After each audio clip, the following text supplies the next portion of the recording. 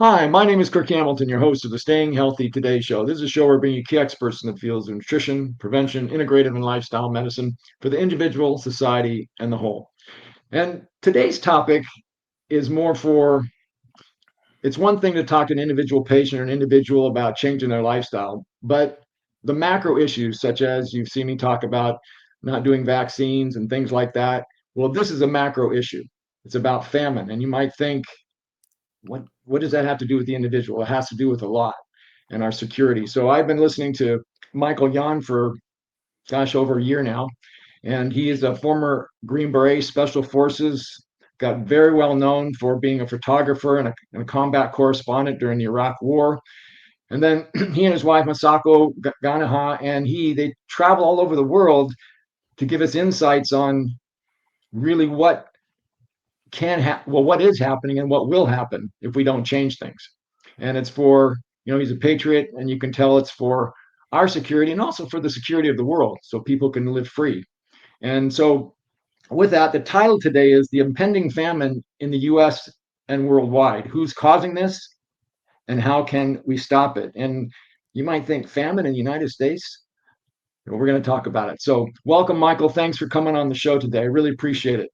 Oh, thanks for having me on. Yeah, I'm in Japan today, and I was just over in Thailand looking at famine issues. There's no famine in Thailand at this point, or in Japan, but the conditions are slowly being set, and it takes time. War is a process, and often the build up to the war often lasts much longer than the wars themselves.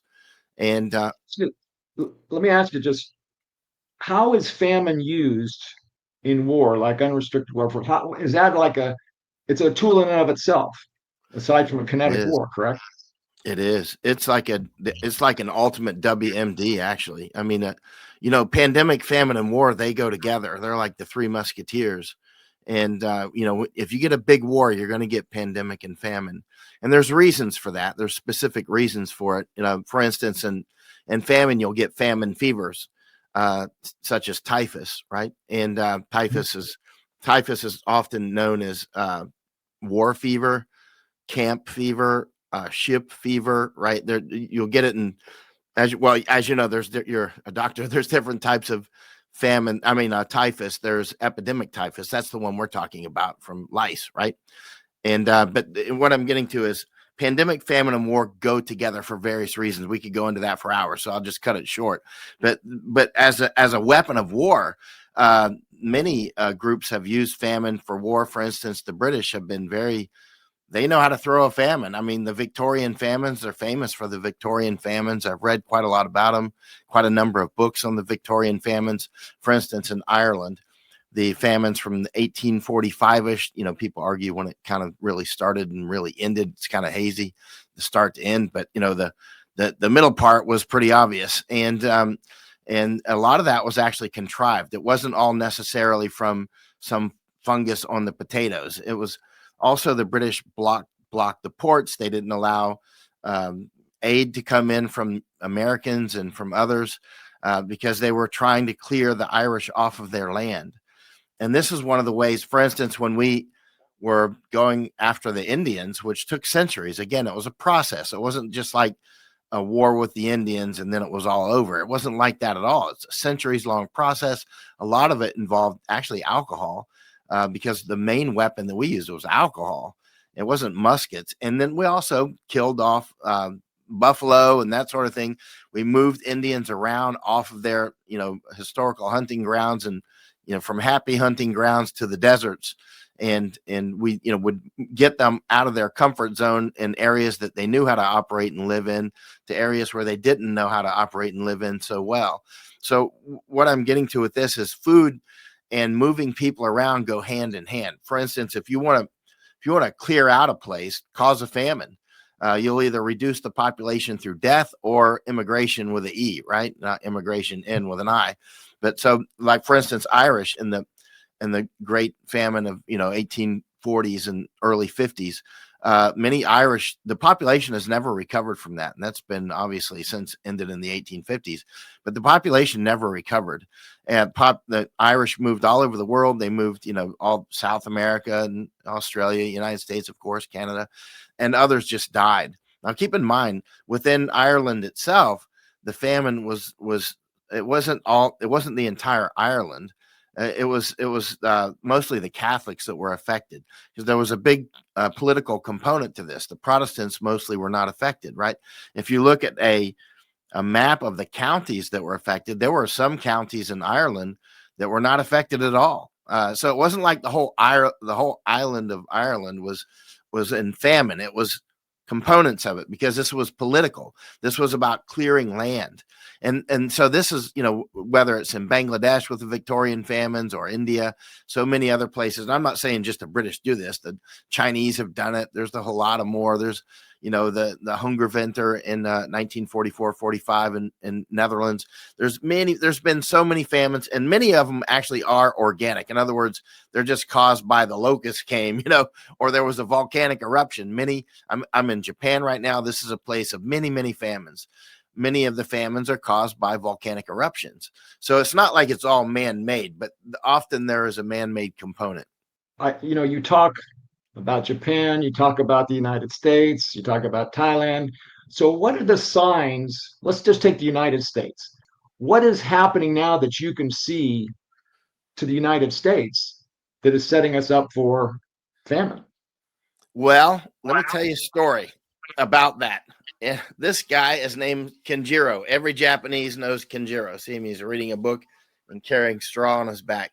Kinjirō was an autodidact. He was born in Japan, and his parents died early, and his uncle wouldn't let him read because the oil cost too much. So he planted his own plants to learn how to read. I keep a statue around because he's my hero. But there's a Kinjirō in all the Japanese schools. And one of the things that Kinjirō became known for was he sensed that a famine was coming, right? And how did he sense that famine was coming? He thought that that there would be a cold snap, basically. So he saw the leaves changing on the trees way early, like way, way early. He saw that the eggplants in one season tasted like they should taste 2 seasons later, right? In the earliest eggplants tasted like the eggplants in the fall. And so he saw all these little signs, and being, also a self-thinker, he started to warn people. He started warning them, hey, you should plant millet, not rice. You should do all these different things to prepare, because we're going to have famine. Some people believed him and some didn't. You know how this goes. Normal story. But luckily, enough people in his community believed him that the critical mass was reached, and his community was, he hit the tipping point, and he persuaded them to prepare for famine. So none of the people in his area died from the famine, although many, many others did. That were outside the region that he directly affected. So later in his life, he was often called in by wealthy people to advise on what's going on in their area. So that's why I keep a statue here. He warned about famine way in advance. There were others too that warned about famine and saw it coming and took actions so that the famines actually never even occurred, or the people were fine while others died. But I'm sorry, what was the original question? Because I went off on So the question was, what do you see? I mean, I understand what you're trying to get with this, but what do you see? Let's say just take the United States. What do you see that is happening that's setting the stage for famine? And then later we'll talk about who's orchestrating all this or who it benefits. But let's just start with that. What can I tell somebody, say, oh, the farmland's getting bought up or whatever? Yeah, that you see that is warning you. All right. Well, with my advisor here, Kinjirō, what do I see? I mean, it's very inspirational, Kinjirō. But what do I see? Many things. First of all, they tell us that what they're going to do. The World Economic Forum is very clear about rewilding, very clear about knocking down beef and that sort of thing. Very, very clear. And so what I've done since I was very young, because I used to be addicted to physics, like Hunter Biden's addicted to crack, and I just read years and years only physics, and I learned how to think in ways that hopefully that good scientists think, developing a paradigm that's usable and that's predictive, right? And if it doesn't work, you throw it out or adjust it. And I've developed a paradigm that, and it's based on what I see let's say the glob doing, the beast, and what they're saying and what they're doing. And what they're saying is what they're doing is creating conditions for famine, global famines. And so if you Economic form, the World Economic Forum, or other pressures. Let's just say that is a place where these beasts meet, right? And they cooperate. Now, keep in mind, they're both frenemies, and with the CCP, they work together, and they're clearly in competition as well. I mean, there's annual meetings in China, and then China is always at the Swiss meetings and whatnot. So, but they clearly are working to create famine. They say it, right? And so if your paradigm is accurate and your hypothesis is accurate, and if your information coming in, your input is sufficiently 24 karat, and you're able to get out enough of the mud that you can actually plug some of these pieces of the puzzle in, you should be able to make pretty good predictions, right? You should not be surprised. Anytime you feel the emotion of surprise, and I don't mean you stepped on a snake surprise, but I mean you didn't believe so-and-so would do such and such. That means your paradigm was wrong, or your input information was wrong, or both, right? And so you have to adjust.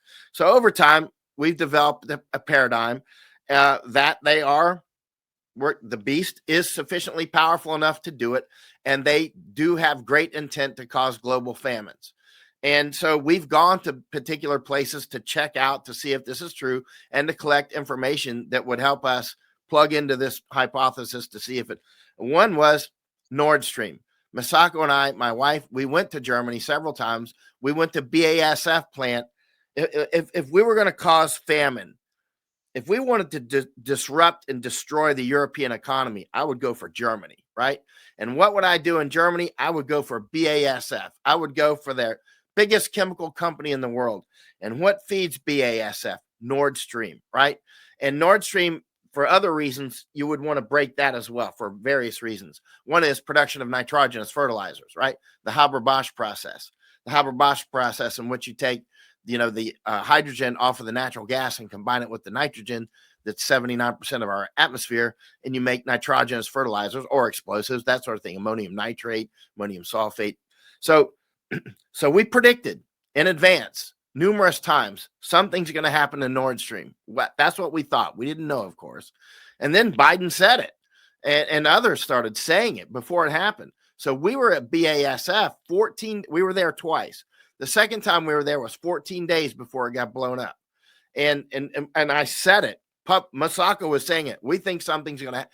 So our hypothesis, boom, there it happened. And then again, it happened with Groningen gas field. I was on the Jordan Peterson show with Ava Vlardingerbroek. And I said, I think something's going to happen to Groningen gas field. And a lot of people are, again, raising the flag going, nothing's going to happen to Groningen. It's the biggest gas field in Europe. And I'm like, hello, exactly. If I were going to cause famine, I would cut Nord Stream. If I wanted to destroy the European economy, I would do that. I would cut Groningen. I would do various other things that they are doing.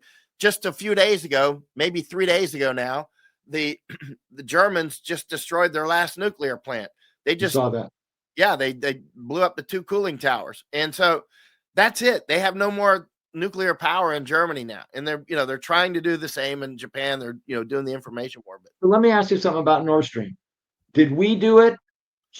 And if we did, then that means our leaders or whoever were affected by the World Economic Forum or whatever. I mean, or do you think? I have two candidates for who blew up Nord Stream. A lot of Germans have asked me this too, by the way. And I can only see 2 people on my, maybe list, and it's the United States or space aliens. And that's it. I mean, I really don't know who else would have done it. And it's quite insane that that would be a violation of Article 5. In other words, we're a NATO country, but we attacked NATO because Germany's a NATO country, right? We literally, but you got to keep in mind when you're looking at big strategy, real strategy, not the strategy of how to, control the Panama Canal, which is huge. but I'm talking global strategy that transcends our generation. You want to keep Russia and Germany split, right? This is Mackinder stuff, right? This is, old Halford Mackinder type stuff. The world islands, and this is big strategy, not Suez Canal level, which is also huge. But you want to keep Germany and Russia split for various reasons. If I were going to do that and cause famines, there's something called a Carver matrix when you're doing target selection, right? It was something I learned as special forces. And a few of depending on what sort of CIA stuff they do, they will have started the Carver matrix as well, right? Carver matrix is a matrix for planning your targeting, right? Air Force does their own sort of, Navy, everybody does a Carver matrix in their own world, right? Carver matrix is a matrix for target selection: criticality, accessibility, recuperability, vulnerability, effect, right? You want to know you're trying, everybody, even if you're the wealthiest, most powerful group in the world, you still have limited resources. And so you want to use those resources to greatest effect. And when I made a Carver matrix of Europe, I'm instantly to Germany and instantly to BASF and instantly to Nord Stream. Nord Stream would do multiple things at once. It would first of all increase Germany's energy costs, which would hurt their manufacturing. It would decrease nitrogenous fertilizer production and increase its price, which would hit food resilience. It would hurt Russia, of course. There's another thing they want to do: keep Germany and Russia split. There's other things as well. So that's what I would do. I would have hit that. That's why I picked Groningen and Nord Stream. And so Masako and I studied it. We went to these places, and bingo, it happened. Likewise with the screwworms. We were in a little briefing in Panama, and someone with great knowledge of Panama talked about screwworms. This is about 4 years ago now, I guess. And so screwworms are a flesh-eating larva. This is more on the tactical level, but he talked about how the Darien Gap between Panama and Colombia is our line of a front line for fighting these screwworms. Screwworms were something that caused a lot of damage to U.S. beef and U.S. other meat products. They'll kill people as well, dogs, cats. They'll kill anything with red meat. And so our ancestors that are still alive, because we're talking the 1970s, they were fighting the screwworms, and they used irradiated. An entomologist realized that the females only mate once in their life. If they don't produce offspring, that's it. The R naught drops below 1 and the population collapses. And so the entomologists are very important in war. Entomological warfare is a whole huge field of war. And so the entomologist went to war with the screwworms, or with the fly, actually, and they started irradiating billions of male flies, and they would release these in key parts, or they mapped out the screwworms, where they mate, where they hibernate over winter, and all that, and they started attacking them in their places, right? So we pushed them out of America, down through Mexico, Guatemala, Belize, all that, pushed them all the way down through Central America to the Darien Gap. The Darien Gap is where we held the line, right? Because those screwworms are all over South America still.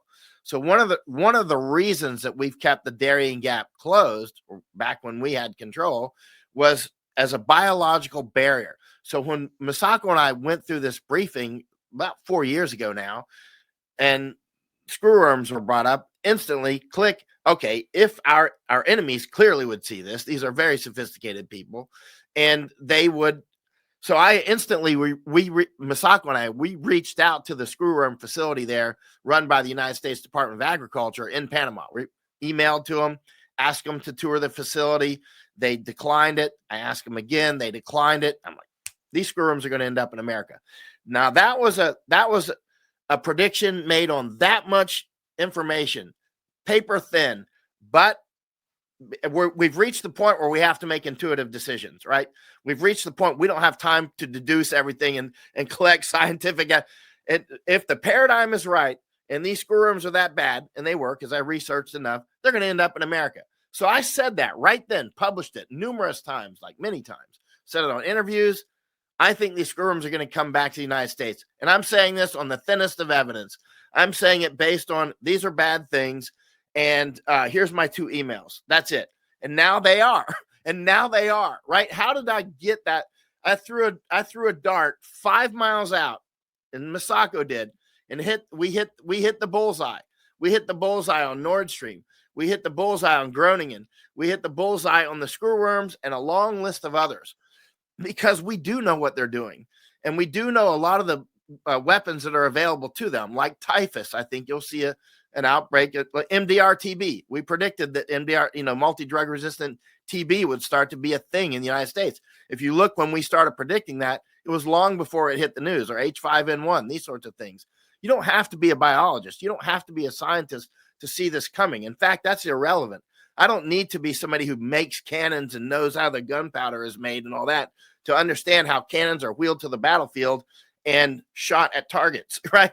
So the screwworms, you don't need to be an entomologist to realize that's a cannon system, and it's been brought to bear in this war against food. You see the fires at the chicken places, at the beef. You see the various laws, and one thing after another, they're clearly attacking our food supplies. A few years ago, I flew from London to meet with the. Go ahead, sir. You want to say something?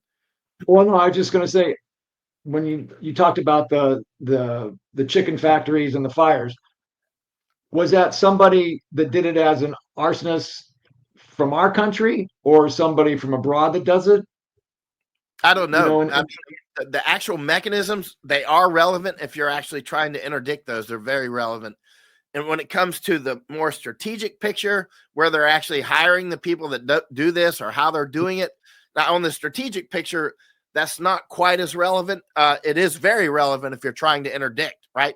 But on the big picture, like for instance, the screwworms, did they actually just migrate back up, or are they being released? My prediction was that they would be released, but I don't know. I mean, they are popping up, right? So the screwworms, I plead ignorance. I mean, I've listened to it, but do they destroy cattle? Do they go and eat part of the flesh? I'm not sure exactly how they do their damage. Yeah, they'll kill the cattle, right? And they'll kill people too, not in large numbers. But they and one of the things that's very important is always talk with veterinarians, right? Veterinarians are key information sources. I was at a briefing in Texas, I don't know, maybe 3 years ago, and there were two key veterinarians there. One was Dr. Michael Vickers. Dr. Michael Vickers. So I started talking with him about screwworms. He's like, "Oh, I was on the screwworm program when he was a young veterinarian. He's been a veterinarian for more than 50 years, right?" And so he was actually in Texas doing it. He was in Mexico doing it. And so he told me all about it. And so he is also an expert on anthrax. That's his big thing is anthrax. But he's been a veterinarian, and he does cattle and that sort of stuff for ranchers. He's been an advisor to a couple of the governors and that sort of thing. So at one point I asked Dr. Vickers to come brief my team in Texas, which he did. And he spent all day with us. We had dinner with him, and he told us all about the screwworm program and all about here's the thing, anthrax as well. Anthrax is another thing that I mentioned from time to time. For instance, if Texas loses its certification as an anthrax-free, state, that's a big deal. That's going to destroy Texas beef, right? Like, that's it. I mean, with one stroke of the pen, that's it. Texas beef is done. You see Trump pushing to buy beef in Argentina now, right? I mean, this is all about attacking Trump's doing it too. There's so many other attacks. For instance, diverting our water from the Rio Grande into Mexico against treaty. Now, I was down there on the border talking with ranchers and others, and they're all complaining. Our water is being diverted against the treaty into Mexico, and they're growing the food that we used to grow on this side of the river with our share of the water from the Rio Grande. Of course, the Rio Grande is the border between United States and it's part of the border between the United States and Mexico. And according to treaty, they get a certain amount and we get a certain amount of water, but it's being diverted down there. And, I talked with the mayor of McAllen at one point. Governor Abbott was speaking at something at the Hilton Hotel, and he wheeled by me. And the next thing you know, I'm talking with the mayor of McAllen, and the mayor of McAllen, he was bragging about it. He's going, "Yeah, we're pushing the ranchers and farmers out." He was bragging about it this close to me, like 3 feet away, bragging that they're knocking the farmers and the ranchers out of business and replacing them with shopping malls and whatnot, with higher tax base. Keep in mind, some of the main farmland in Europe and the United States and Japan, they're covering it with solar panels and windmills and that sort of thing, which are obviously, not a So smart let way me to stay on that. So are people so short-sighted that, gentlemen, you're going to wipe out the water and then you're going to put in shopping malls, let's say. Are they that greedy for the money, or are they that short-sighted, or do they want to destroy us? I mean, it's obvious sooner or later we won't be able to be the big producer that we are. So is it greed? Is it intention? It's a combination of everything? I think it's a combination. I got two great books here. These are both worth reading. Rape of the Mind by Joost Meerlo. This is a book from 1956. Everybody should read Rape of the Mind. This is Masako's copy. I can't find mine. It's around here somewhere. I've been rearranged in the library. We got a bunch of bookshelves coming. And then The Basic Laws of Human Stupidity. I was in Lithuania a few years ago, and because we were talking about what you just asked. What you just asked is what we were talking about. And he goes, you know what? There's a beautiful little book by this guy, Carlo Cipolla. It's called The Basic Laws of Human Stupidity. You can look, it's a very tiny book. You can read it in the night. And when you start reading it, at first you're like, is this a joke? Or is this a satire? Because it's pretty funny, but it's absolutely truthful based on just experience. And he divides people into 4 quadrants. Is it stupid or is it something else? And he divides them into 4 quadrants. And well, that's why they're quadrants. There's 4 of them. There's 1, 2, 3, and 4. Let's call this the stupid line underneath, right? And this is the smart line, or let's say this is the hurt people line below, actually. And this is the stupid line here. So the smart quadrant, the one we want to be in, is quadrant number 1. You help yourself and you help others. Like Kinjirō. That's quadrant 1. You want to help yourself, you want to make money or whatever, and help others to do the same or similar, right? Quadrant 2, that's the people who are helpless, he calls them. They're the do-gooders who do so much good and they end up living under a bridge. I see them all over the world. They're working in orphanages all over the place, but they end up very poor because they don't help themselves. So they're helpless, he calls them. They have good hearts, but they don't have good minds, right? And so because you need to help yourself. And so that's quadrant 1. Quadrant 2 is the helpless. Quadrant 3 are the bandits, right? Those are the ones who are just out to help them. They might be very smart. They might be very stupid, but they're out to help themselves. And they don't care what they do to others. And then there's quadrant 4. That's, he says, is the biggest quadrant. And people always underestimate those numbers. And those are the people that hurt themselves and hurt others. That's the stupid quadrant, quadrant 4, Q4, right? This book is wonderful in that because we see it constantly where you see people do things like, don't they understand they're going to kill their own family? Don't they understand that they are killing our own country while doing something stupid that doesn't need to be done anyway and shouldn't be done? And one of a premise of this incredible book, it's really worth reading because you'll see how much truth there is to it, is that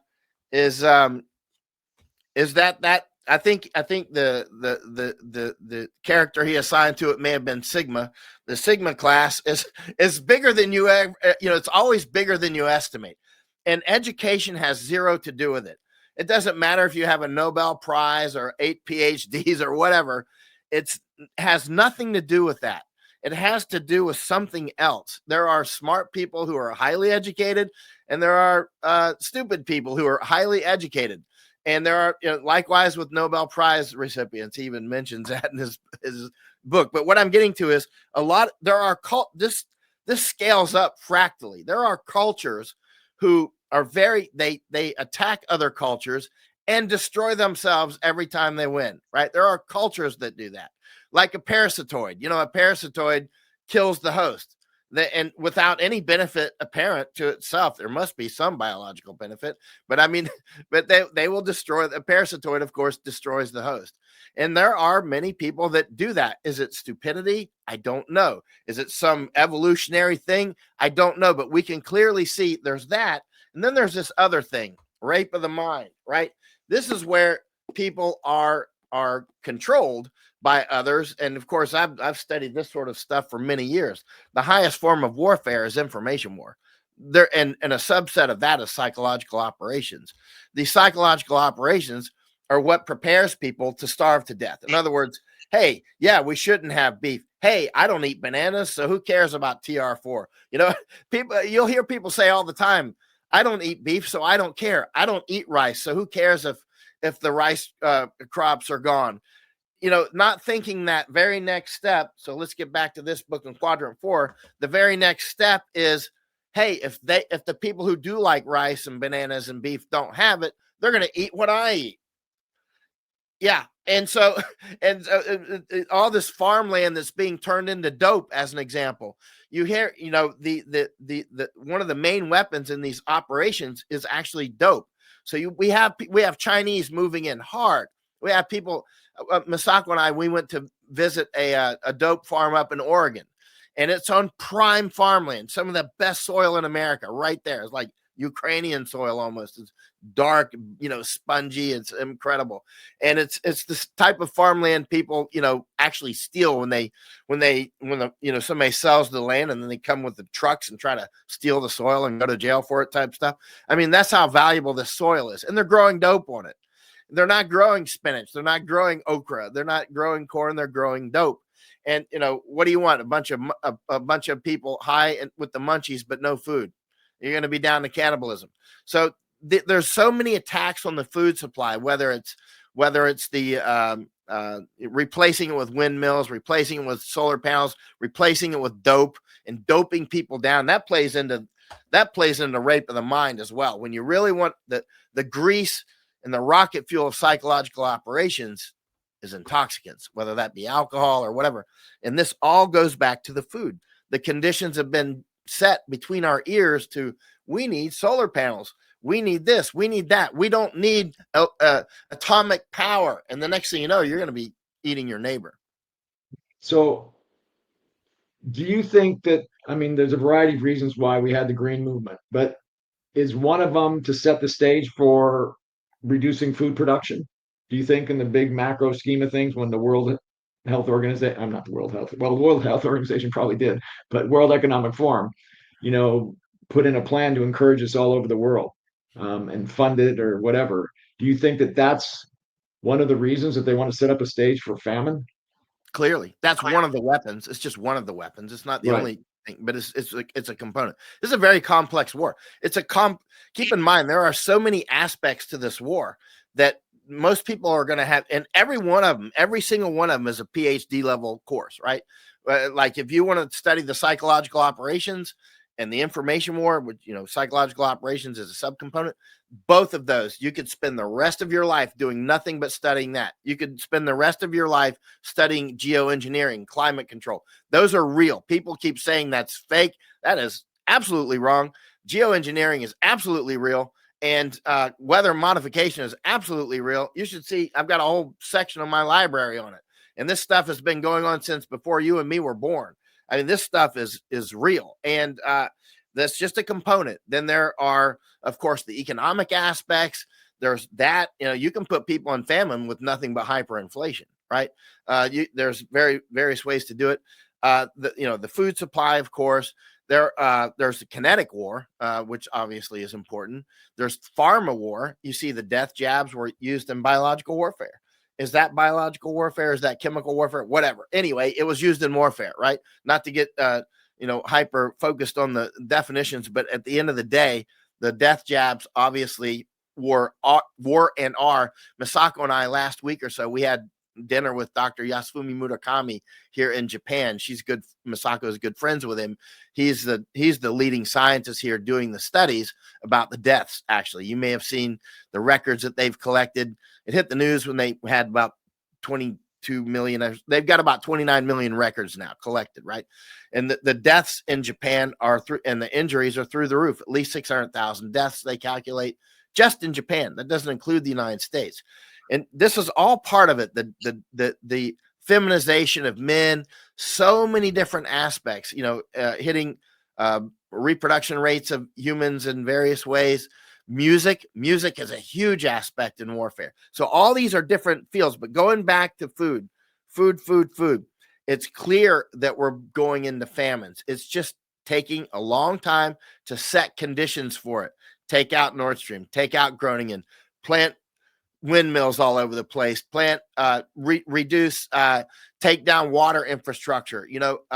For instance, you see in Europe, there's a website, you can find it in English. What's the name of the website?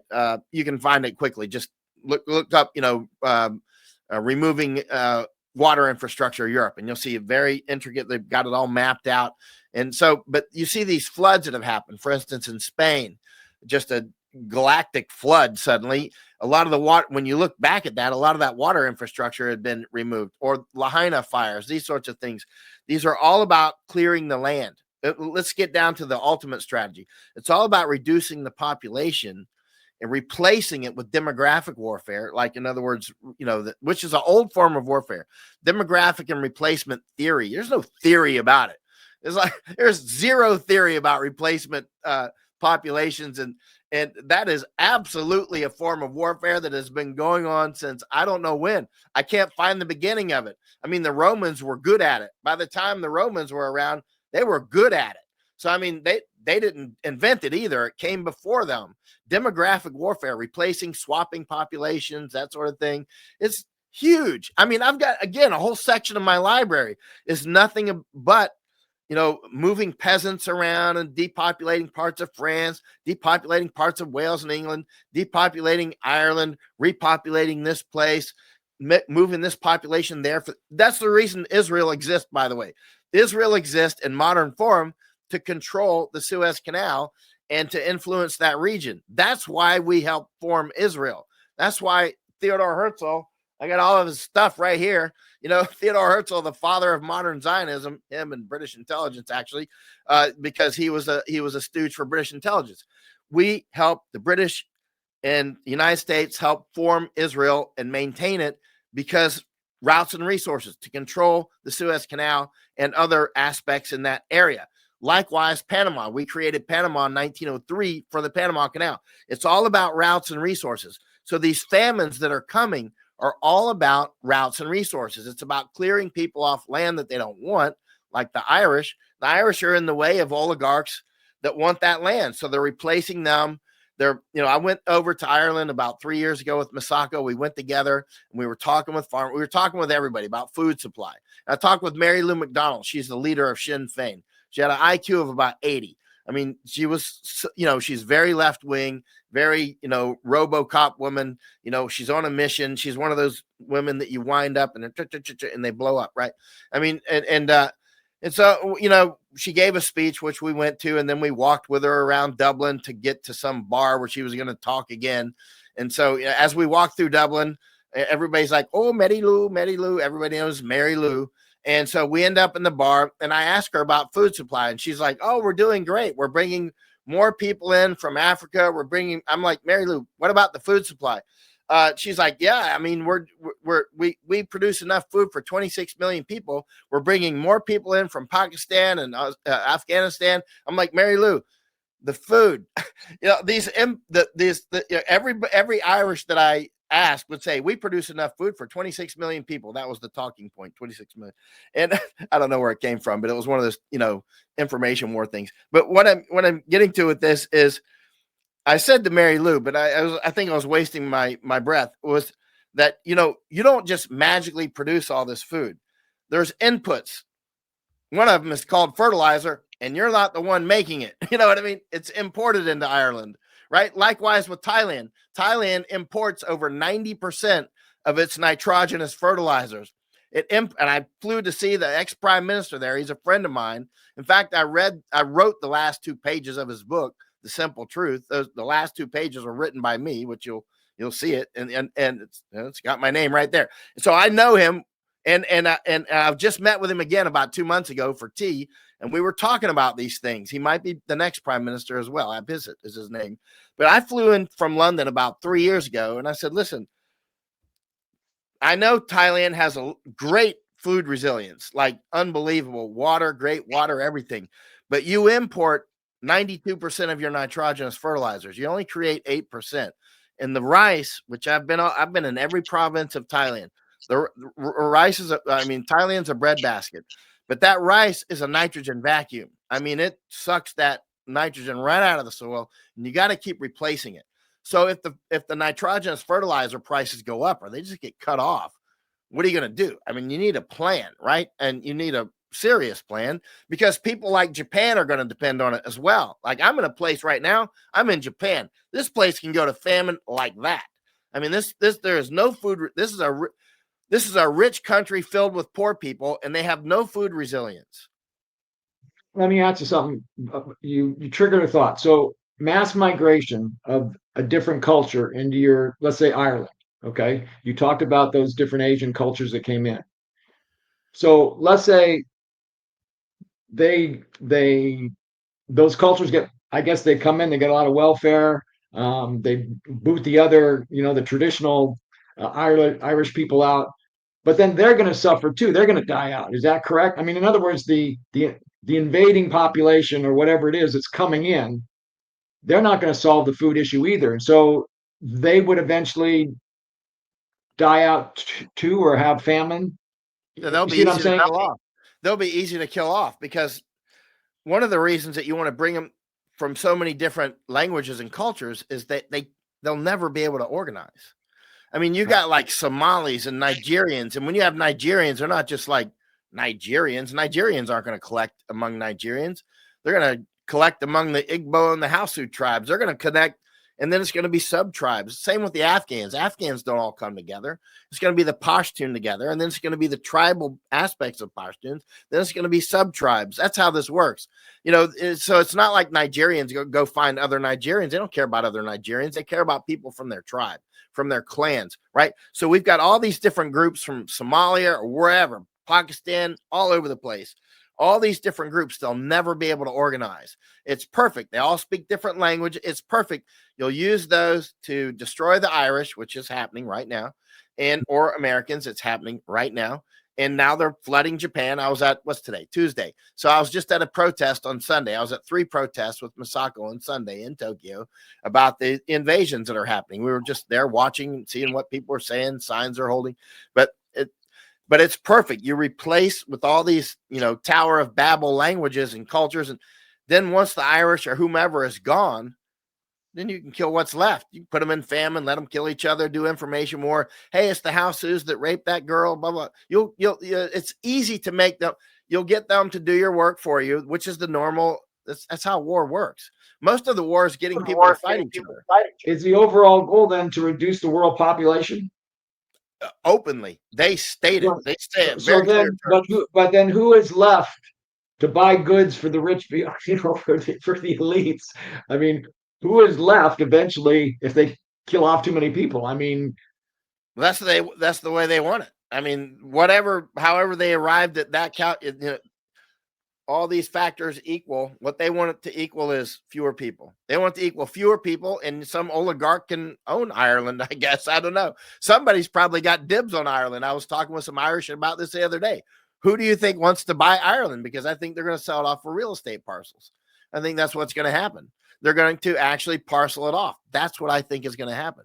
I think the oligarchs are going to, and keep in mind, the oligarchs, they're not all buddies. They fight each other. They got differences as well. Like one oligarchical system is the CCP, but among Chinese Communist Party, but beneath that, they have different factions as well that are because humans do that, right? It's not like everybody that's Catholic is Catholic. You get all these sub tribes, or Protestants or Jews or whatever, or Buddhist.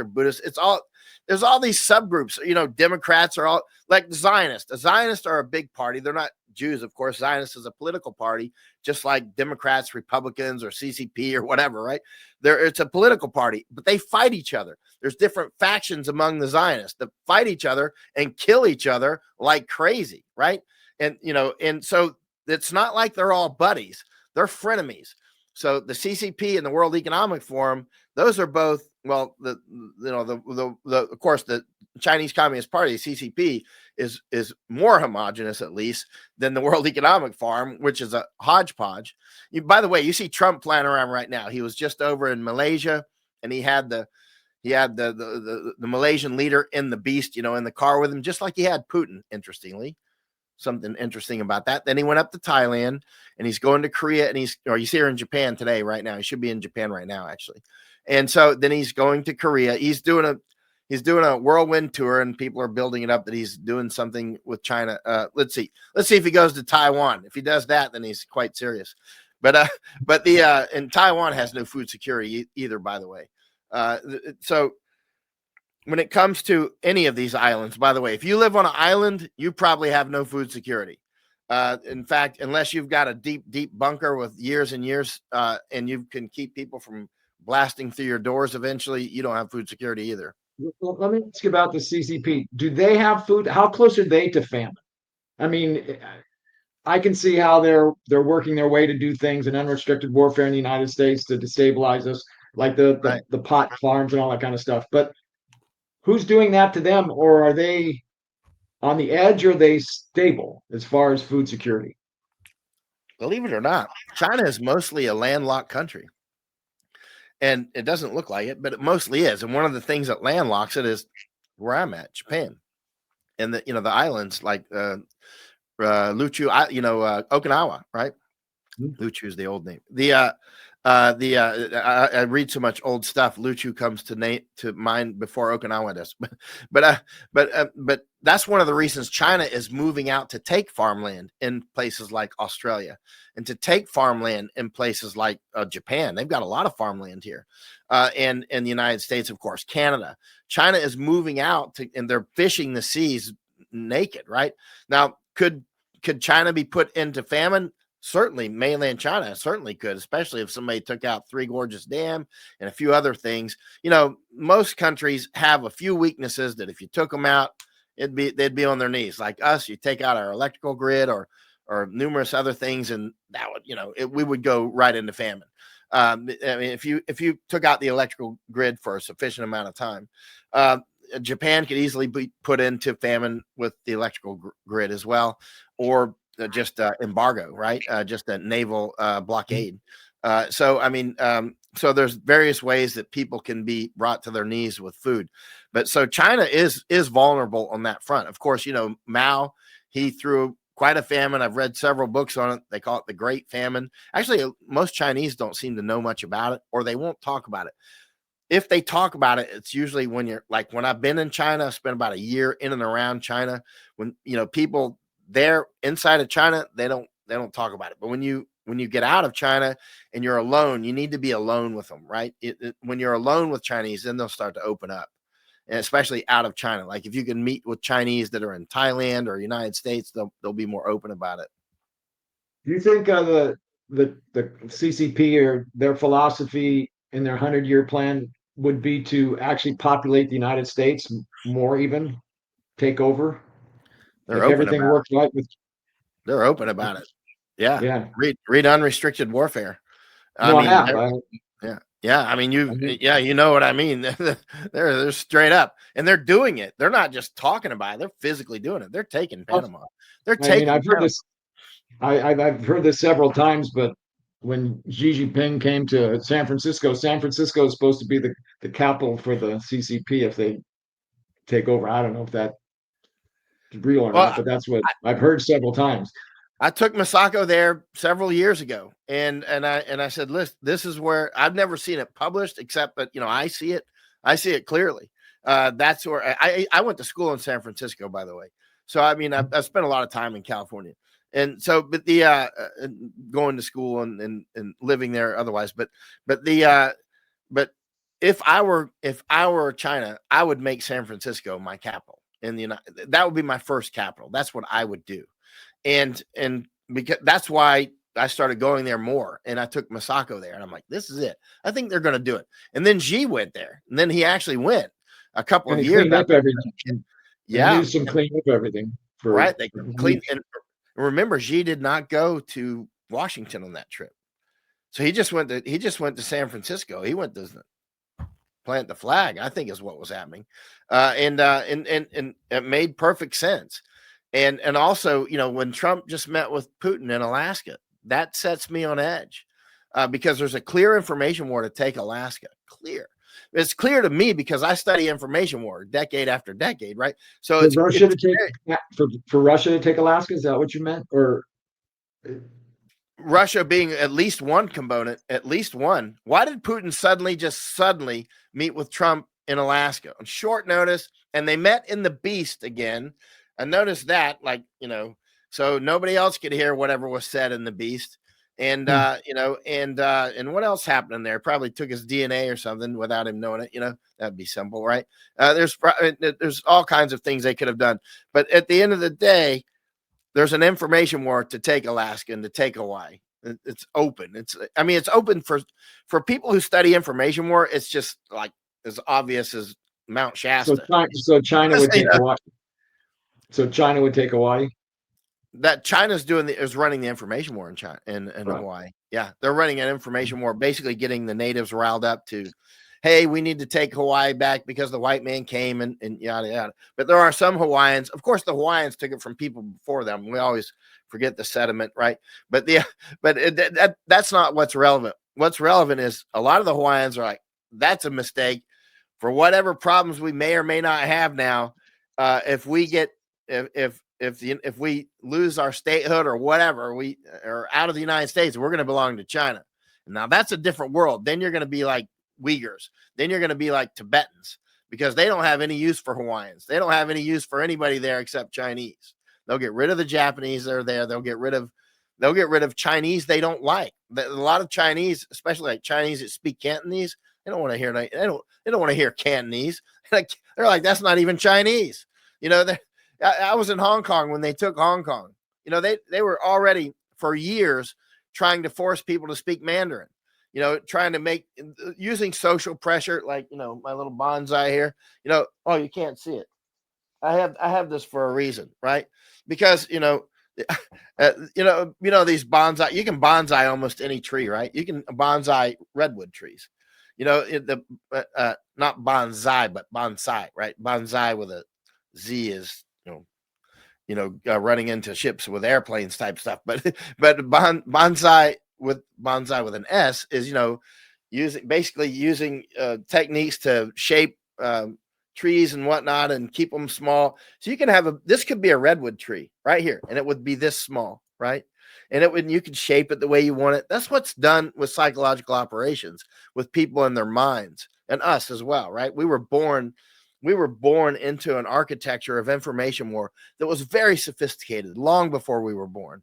We were, and so that's why I keep this tree around but entire populations are bonsai'd, right? And what I'm getting to is China, when they go to places like Hong Kong, they do the demographic warfare, of course, like we've done, and like the British, so many people have done. And you want people to stop speaking their language. And when I was out with the Maoists in Nepal, I spent a year in Nepal. The Maoists were trying to get everybody to speak their old languages because they were using that to split people. The Maoists, but the Maoists, those are the Marxists those were the Maoist, let's say the Maoist in Nepal. Actually, the Chinese disavowed them. They're like, they're not really Maoist. So that's why I was getting complicated in my mind how to explain this. The Maoist in Nepal were disavowed by the Maoist in China. But in any case, the Maoist in China, they want everybody to speak Mandarin, right? They want speak Mandarin and don't speak Cantonese or any of that other stuff, right? But the Maoists in Nepal, they wanted everybody to speak their old languages to split them apart. So they had, divergent ideas. But what I'm getting to is this sort of psychological operations is what's going to lead us into, for instance, the way that the World Economic Forum and those kind of people look at this is we will have a smaller population and they will be shaped in the way that we want them. You'll own nothing and you'll be happy like this tree. You'll be this little tree, which could have been the size of my home, or you will be, in this little pot next to the books. Let me ask you a question about the Sunset. You might know San Francisco, wonderful Asian area. And I always wonder sometimes how many of this culture that seems so peaceful being there, it's a wonderful area, but how many of them have allegiance deep down to China or the Communist Party if things went to crap, so to speak? be a lot. It's all, It'll be a lot. In fact, I've got a whole book here on it. And it's about how that they organize these extraterrestrial groups. Keep in mind, they're not the only ones that do it. There's a lot of different, I call them anthro-insula, human islands, because after years of study, I could never find a word for these populations that are all over the world, that will speak their old dialects and tell the old stories and sing the old music and wear the old dresses. So finally, I came up with a word for it, anthro-insula, human island, because I see them everywhere. In fact, I saw Dr. Thomas Sowell. He was writing about these in one of his books. I'm like, he went for like a page and a half, very well describing anthro-insula, but he didn't have a word for it. I'm like, anthro-insula, that guy's brilliant. One of the things about Thomas Sowell is I travel a lot and he reads a lot. So we come at things, and I read a lot as well. But when I read the things that he writes and I see the things that he says, they're accurate. Like, he's coming at it from an academic viewpoint, which often is just far off. It doesn't reconcile with reality. But Dr. Sowell, everything he has said reconciles with what I physically see on the ground. Like this, so he passes all censors. Like, he's a A1 source. I don't know him. I wish I did. But no, he's in his 90s. I listen. He's in his 90s. That and man, he's still cranking. Yeah, he was. I forget which part of New York he was raised in. Then he was in the military. And Brooklyn, then he was a radical. Was it Brooks? Yeah, I think it was Brooklyn. He told stories that people could, sleep on the roofs, no problem, didn't have to worry about anything, and then he went into the military, and then he was a radical. And then he came back and had the transformation in the sense of he became a very, conservative economist. And I think it's because he worked for the government for a while, and he saw tons of waste. He's a remarkable man. It's good that he went through that radical stage and came out of it, because now, see, then he's the people that have been the only cult people never see is the cult we're in. And that would include us. If we're in a cult, you're just by definition not going to see it, and cults can be like, some cults will like join another cult. I've studied cults quite a lot. I even infiltrated and lived with a cult in Sonoma, in California. Yeah, it was amazing. I'd studied cults quite a lot, and then I was like, okay, I'm gonna go live. What year was that? Well, what year was that? That would have been before I went to the wars. So that would have been when we invaded Iraq in was it March 23rd, 2003? Because I was at the cult compound and it was a full moon, and I took a photo of the moon, and I was like, you know what? It was midnight, so the moon was right up overhead at midnight. It was a full moon. I was like, you know what? I bet we're invading Iraq right now, and we were, because the full moon that's when I would do it, and so and we were invading Iraq right then, and so I was there, and when we were invading Iraq, I was sleeping at the cult compound. So I was raised in Napa I was Valley. actually awake technically. All right. Well, we got about 4 or so minutes left. So can you say, what can people do?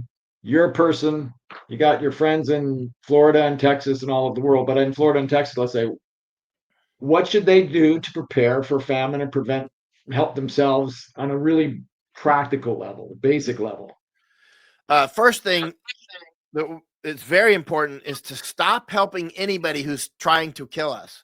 And so, the lesser of evils, if they're both trying to kill you, don't help either one of them, unless you're helping them go after that other guy, right? I mean, which is what our enemies do, right?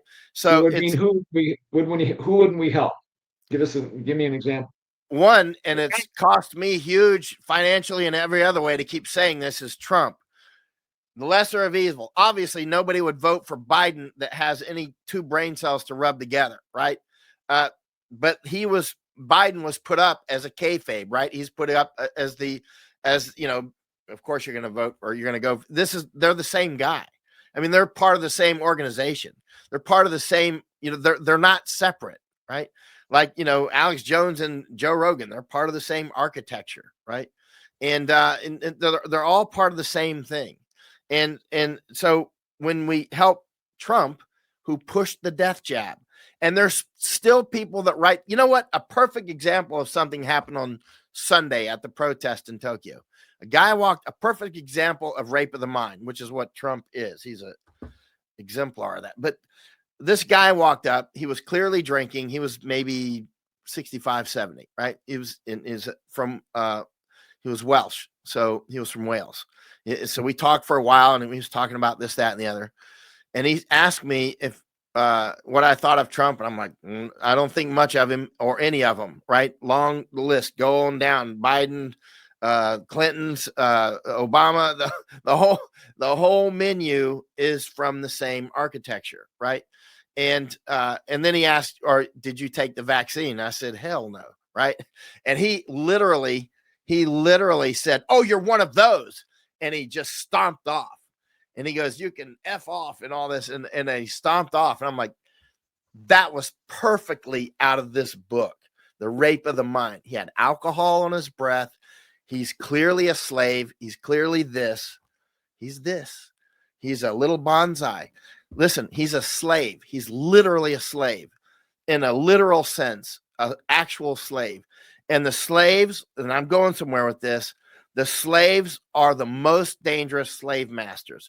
Those are the ones who will run the death camps. The slaves are the ones who are the most dangerous for everybody.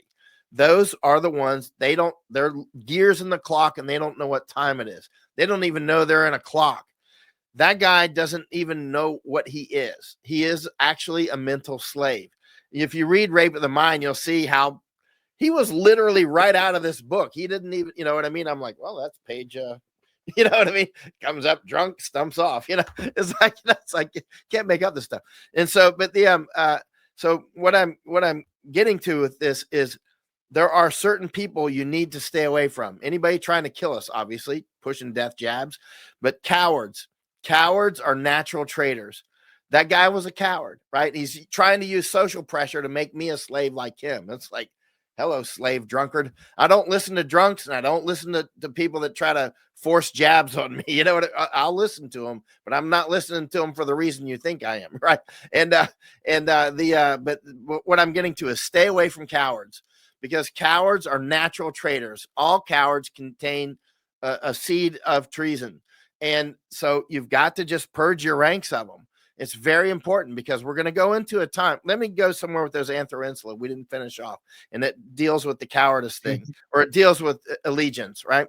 So these groups that are within your sphere, when some outside pressure comes, now you're going to see a deeper inside pop out. When the conditions are right, the seed's going to blossom, right? You're going to see it. And so I've noticed in study of genocides over the years, why are so many genocides?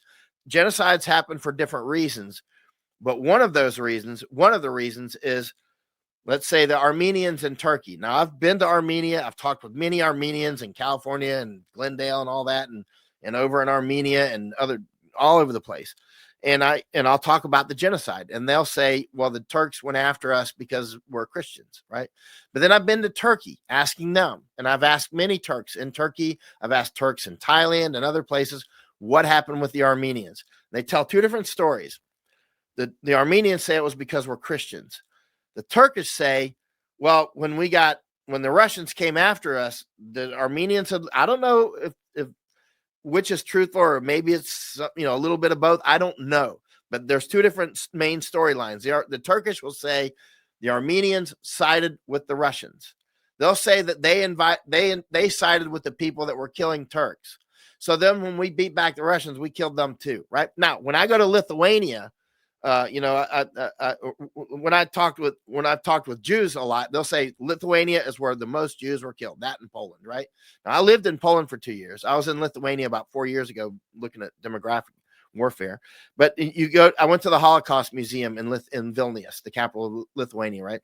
So I was just there about 4 years ago, and you look at the Lithuanian side and you ask them, why were so many Jews killed here? And they say the same thing.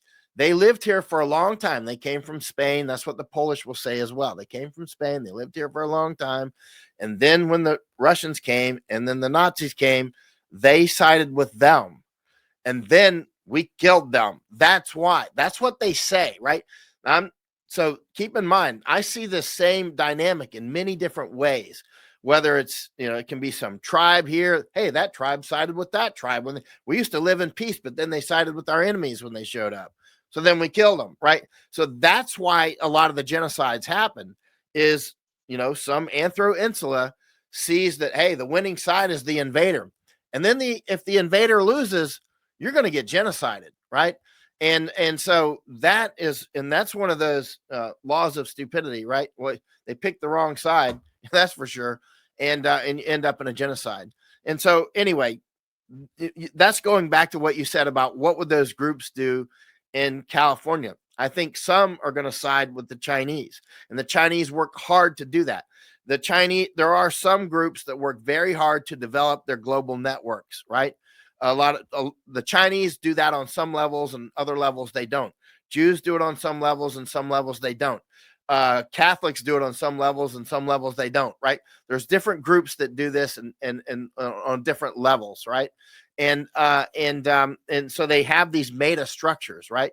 Like Mormons have meta structures, LDS has meta structures, Hare Krishna has meta structures. You can see Hare Krishnas around the world, and so they're meta structures that are all extraterritorial, right? Kurds are the same way, right? Kurds are thought to be a lost tribe, actually, and so they are they like, there's a lot of, I say Kurds because there's Kurds that live right near me, because Kurds are moving into Japan heavy, and so there's a lot of Kurds moving into Japan, and but they have a meta structure. They cooperate with the Kurds in Germany, with the Kurds in Tennessee, and the Kurds in California. They cooperate with the Kurds in Turkey, of course, and Iraq, and so they have these meta structures.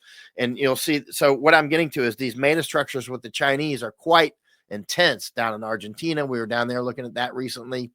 Panama. The Panama architecture is very serious with Chinese and Jews, actually, of different groups of Jews. Of course, there's different groups of LDS as well down there. There's all kinds of different meta structures that are fighting each other for these routes and resources. We tend to look at things from a nation state level. We tend to look at things as United States versus X, Argentina, or not Argentina, but Venezuela or Cuba or Russia or whatever, like nation state.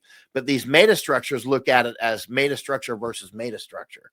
And then there's these countries we deal with, and we ride the back of these different countries or whatever. So the way that we've been brought up is to look at things work on a nation state level. Yeah, they do, but they also work on a meta state level. How would you then? So I just want to get down to a brass tack. You pick to avoid famine, pick your friends well. But what else would you do on a local level if you were stuck in Texas, let's say, and what would you be doing now instead of, I know you're going around the world sounding the alarm, but what would you do to prepare in a local area?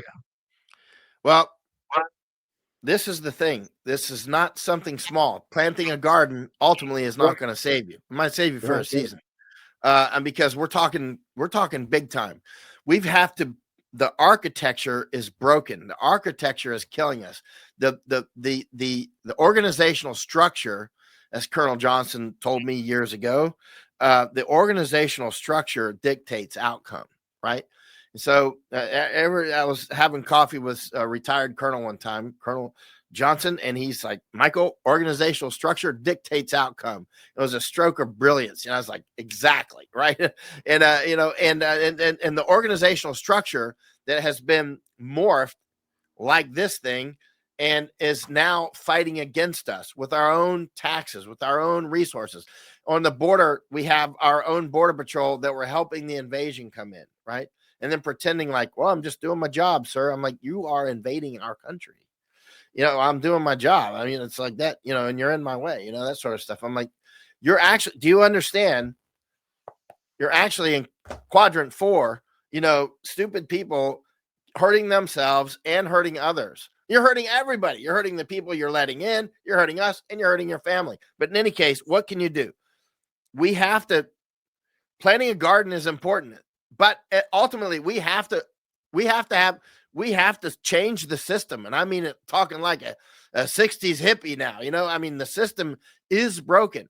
It's straight up broken.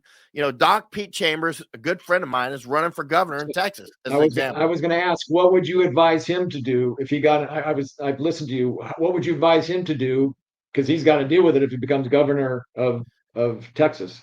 So Well, luckily he's a on the ground man. I mean, he's on the border. I've been all across that border with Doc. I mean, everywhere. I mean, he knows the ground, so he doesn't really need that briefing. You know what I mean?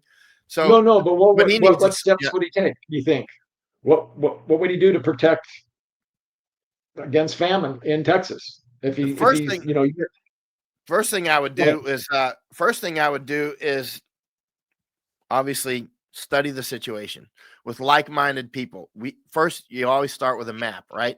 You start like a physical map, a human map, and these sorts of things. What do we need to do to take our IT jobs back in Texas? What do we need to do to make sure our cattle don't have anthrax? What do we need to do to, not people, even if we have screwworms, they're not the end of the world. We can deal with them, right? We'll get rid of them again, but and they're not going to destroy our cattle industry, and don't let the information war, drive people. By the way, there's screwworms in Panama. I talked with a farmer down there, and she told me she just puts some kind of oil on them. She's like, yeah, they're bad, and you have to go to all the things and do it, but it's not like it's not like Panama's in famine and they're infested with screwworms, right? It just cost a lot of money. It's additive pressure, right? So Doc, obviously, he's a military man. He is going to start with, I know he is already because I talked with him. And so, I mean, the human terrain. Who am I going to replace and get out of here? Who's part of the problem? So he's going to have informants all over the place, finding out who is within his organization still tearing it down, and get rid of those people. Got to get rid of them. Purge, right? And it's very important to purge from your ranks people that are gumping up the system. And that includes people in quadrant 3 and quadrant 4 and quadrant 2. We need people that are helping themselves and helping our people. That's what we need. We need farmers that are helping themselves. So I want advisors. This is what I would want. I would want advisors that are really serious veterinarians, right? I want advisors that are the medical doctors who are advisors. They have to have stood up against the jab. If they didn't stand up against the jab, then they wouldn't be my advisor, right? Because we have to see that, right? We have to see a battleground, track record. So I want ranchers that have been there for a long time, that know what's going on, and that are true Americans and true Texans. And he thinks like this too. Doc Chambers thinks like this. He knows first and foremost is his team. He's got to assemble, because it's not going to be Doc that does it. Doc's got to lead the team that does it, right? Because, I mean, he's a military officer. He knows, I mean, I can't do it. What I can do is assemble the right team and enable them. Encourage white lines, stay within the law, and play rock'em sock'em with the people that are destroying Texas and the United States. The reason I even moved to Texas is because a lot of people are like, oh, you're moving to Texas. That's great. And they're like, I'm going to move there too. They saw me. I'm like, think about who I am. If I'm setting up shop in your neck of the woods, you should probably be like, buying a rifle or something. I mean, because I'm a war correspondent. I mean, I'm in Japan, not because it's a safe place to be. I'm in Japan because this is a site of future war. That's why I spent so much time in Thailand. That's why I spent so much time in Afghanistan and Iraq, right? That's why I'm in these places. I was out with the Maoists when I was in Nepal, right? I was looking at war. And so you're going to see, what would Doc do? What should Doc do? Is first, I would have like at least one day a week, I would have nothing but the ranchers and farmers in like half a day. I want to hear what's going on. I want people from north to south, east to west in Texas, either on teleconference or in this room one day a week. And I want to hear what's going on. What are your problems? What's going right? What's going wrong? What's going on with this water supply and in the Rio Grande? If Mexico wants to steal the water, we'll close the state roads. You know what I mean? We'll close the state roads. I mean, because the Texas governor has the ability to close the state roads that are coming into, and he has the ability to close those by doing truck inspections for the trucks that are coming up through Mexico. He can stop those, right? So he can actually, it'll cause economic pain. When I brought in Doc, I've seen Doc bring this up too. And closing the roads is a tactic that can be very effective. Now, it will cause economic pain to the United States. There's no question about it. And people say, you can't do that. So and so will go out of business. Like, we're in a state of war. It's like this. You're going out of business. You're either going out of business now or later, because our country is being destroyed, because our food production is being moved south and out of the country. It's being moved to Argentina now. We got President Trump saying he's going to buy beef from Argentina. Why? I was just in Argentina last year in November and December, all over the place, not all over the place, the northern part, and went to a lot of their bookstore. I always go to bookstores and libraries, right? Pouring resources into Argentina. What's that going to do for American farmers? What's that going to do for our food supply? It's a leftist country, right? Argentinians, great people. You're left wing, right? I've been to those. That's why I go to bookstores. I want to see what you're reading, right? I want to see straight up, what are you reading? And I went to their bookstores. And I went to libraries and whatnot. It's all leftist tripe. It doesn't matter how much gold and silver and money. Argentina is named after silver. It's like AG Argentina, right? It's named after Argentina. It's named after silver. There's so much wealth there. There's so much energy there. There's so much everything there, farmland, and yet they're poor. They used to have an incredible train system. I've got some of the maps of their old train network. It's like a European train network in the old days. Now you get on their trains and it's like ready to fall off the tracks. It's like, it's because they're left wing. It's not about the resources. They've got the resources, but they're this. They've been Marxerized. You know what I mean? They've turned left wing, and they'll never be more than that as long as they're in that pot. As long as they're in that pot, they're never going to be what they could be. What does Doc believe about what you're talking about is an educational system starting young? What were your feelings on that? Just public schools and stuff. It sounds like you got to start somewhere public schools would be a big one. Woke has got to go. Woke has got to go. Girls and boys sports, boys and girls sports, got to go. We got to be realistic. Drugs, attack. Cannabis, you want to make cannabis stores? No, absolutely 100% no. I got no common ground. Joe Rogan can go to hell, right? All those go right after them, go right for their throat. I don't mean kill them. I'm talking about go for their, information war. Like, call them what they are. These dope heads that are pushing dope on children. Remember, when it comes to information war, when it comes to psychological operations, the number one for rape of the mind is intoxicants, whether that be alcohol, whether that be the curse of rum. I got a whole section of my library on nothing but alcohol, nothing but opium, nothing but cannabis. It's like huge. And these Indians that we killed, we did it mostly with whiskey. You go up to northern Canada right now, the Indians, you go to Yellowknife. If anybody's watching this from Yellowknife, go look at that mall that's closed down, or mostly closed down in the middle of Yellowknife. You can't even sit down and get a coffee because the Indians are drunk there all the time. The whiskey has been used as a weapon on them. It's destroyed them.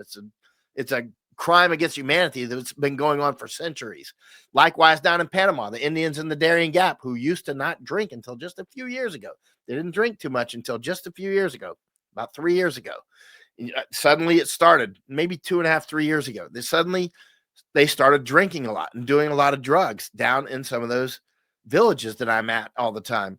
And the chief, Francisco Agape, he's the chief of almost 30 villages. I think it's 29 now. I think they added 3. He told me, he said, my young men are starting to drink and do drugs, and they're beating the women. They've never done this before. And I go into the villages, and there's beer cans all over the place, whiskey bottles.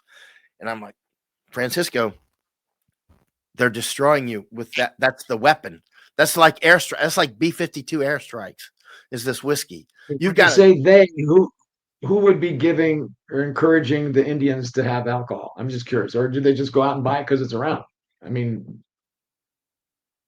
Who is they? I don't know. I don't know who they is, but I know that the Chinese are taking their trees.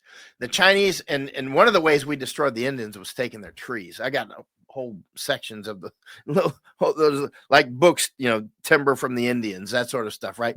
And I see what's happening down the Darien Gap now is like right out of these old books. So you pay the Indians for their trees, and then you end up taking their forests, right? And then they don't have any place to live. Then you just run them off the remaining land. This is an old story. And one of the things that we did with the Indians was, first of all, the alcohol that loosens them up and dumbs them down, right? Because actually the Native Americans, a lot of them were very smart people, actually. Like Cherokee were super smart people, but they were, their systems weren't ready for the alcohol. So I mean, so they would, when white man would make deals with the Indians, they would say, well, the Indians can't handle their own deal, so they have to have a white man as their, custodian for the funds, right? You can see where this is going. And before it was over, we took most of their land. Most of it was, as an ongoing, it was a process that took centuries, right? But it's not finished. I mean, there's still Indians out in different areas that as the population grows, or say now as Chinese come in, like the Chinese are clearly taking that timber in the Darien Gap. I've published it many times, many videos that I've made, drone footage, videos on the ground, and talking with the Indian chief like Francisco Agape and many of the Indians, that he said, some of my people want to sell the trees. Others realize that when the trees are gone, the Imbara are gone. Imbara is his tribe, right? Imbara Indians, right? And so but others just want the money now. So you always have these edges that'll just take the money because they're in quadrant 4. They take the money now, and they're killing themselves for money now that they're using to buy whiskey and whatnot. Now, are the Chinese putting whiskey on them? I don't know. But the Chinese do have their stores, because one of the things that the Chinese do immediately is open stores, and they do sell whiskey in them. It doesn't mean that the Chinese are saying, come drink whiskey. But one of the things that they are doing is like the young Imbara and the Kuna Indians and the Wunan Indians that go up to Panama City, they come back wearing their gangster hats sideways, and they're getting tattoos, listening to rap music. Anyway, they're being dissolved. They're being, another way that the Kuna Indians are being dissolved. The Kuna are very proud, right? And there's a book about them called "The People Who Would Never Kneel," I think is the name of it, and or refuse to. Anyway, but the Kuna, one of the ways it's happening to them now, you could find this online, is that some of the islands out there in Kunayala is very beautiful. It's like Hawaii of the Caribbean, right? So it's very valuable land just because it's beautiful. And you go out there, it's unbelievable. But what they're doing is they're building like a housing subdivision with small houses, and giving them inducements to move off of the islands because of global warming. You're going to get washed away. They've been out there for centuries, right? Is the Chinese or their government? Is that the Chinese or their government? That's their government, but their government is like this with the Chinese. And well, actually, when you're down in Panama, the Panamanians argue who really runs their government. They argue, is it Chinese or is it Jews? They say that's what the Panamanians argue about. And I'm like, is it? I would argue, is it Zionist or is it Chinese actually? But it used to be the United States. It used to be the United States. I want to hold it there because I want to have a conversation on that, because my grandfather helped build the Panama Canal, and he was an engineer, and my mother went to the Canal Zone High School. And so I want to come back to that topic another time, just talk about routes and resources and the Panama Canal and the Darien Gap, that whole thing. So I got to roll it up here. You've been great. And I'd love to do it again on that. And another one is just international migration. Just get into that, because those are distinct areas. But I know they're all connected, but they're distinct. And if people can see them more clearly with your definitions and the description, I think it's helpful. So I want to thank you for being on the show today. I really appreciate it. I really appreciate you having me on. It's